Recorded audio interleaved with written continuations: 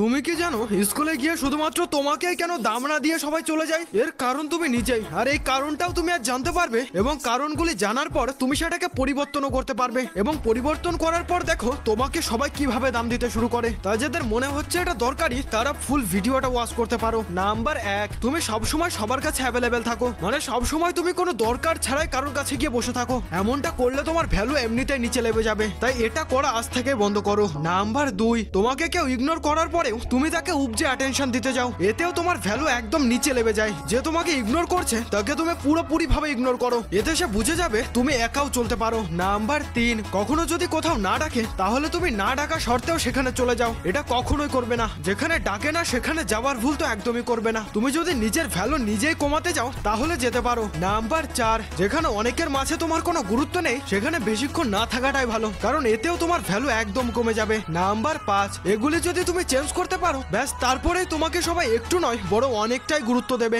আরে কমেন্টে বলে যেও তোমাদের সব থেকে কোনটা বেশি ভালো লাগলো।